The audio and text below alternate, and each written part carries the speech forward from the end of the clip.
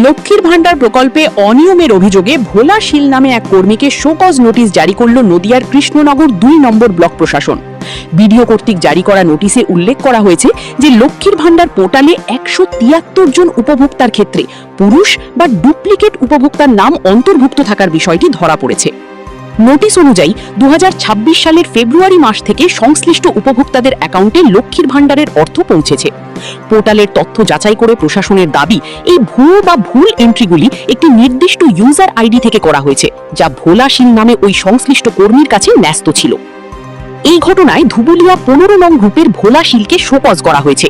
কেন তার বিরুদ্ধে আইনানুগ ব্যবস্থা গ্রহণ করা হবে না তা লিখিতভাবে ব্যাখ্যা করতে বলা হয়েছে। নোটিশ পাওয়ার ৩ দিনের মধ্যে উত্তর জমা দেওয়ার নির্দেশ দেওয়া হয়েছে। প্রশাসন সূত্রে জানা গিয়েছে, বিষয়টি জেলা প্রশাসন, জেলা পঞ্চায়েত ও গ্রামীণ উন্নয়ন দপ্তর এবং সদর মহকুমা শাসকের কাছেও অবগতির জন্য পাঠানো হয়েছে।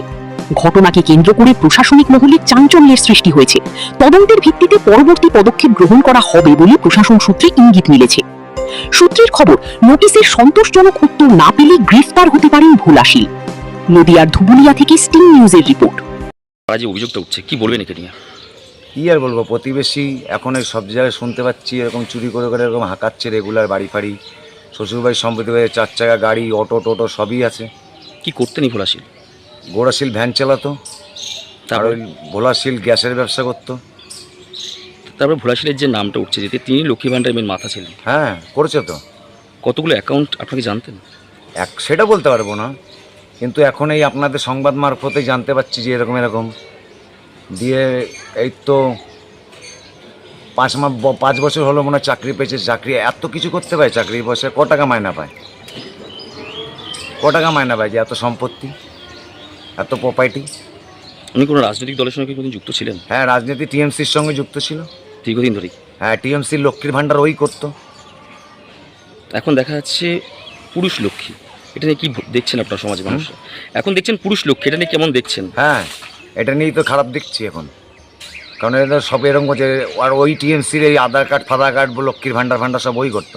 বিডিওর চাকরি করে ক টাকা মায়না পায়?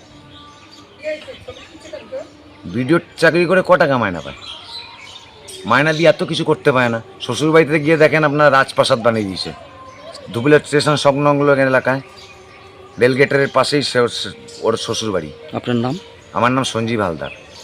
আপনি কি এলাকা প্রতিবেশী? আমি পাশা প্রতিবেশী। ছেলের নামে যে অভিযোগটা উঠছে যে লক্ষ্মীর ভান্ডার, এটা নিয়ে কি বলবেন? ছেলেকে ফাঁসানো হয়েছে। আমার কাছে একাধিকটা অ্যাকাউন্ট রয়েছে। করতো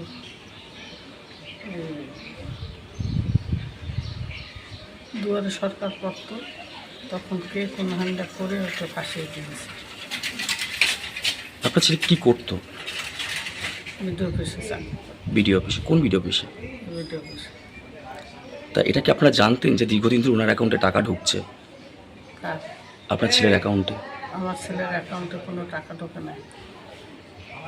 আপনার ছেলে এটা নিয়ে কি বলছে আপনাদেরকে? আপনার ছেলে এটা নিয়ে কি বলছে? আমার ছেলে কিছুই বলে নাই, কারণ আমি একটা হাতে দিই। আপনার ছেলে বর্তমানে কোথায় রয়েছে?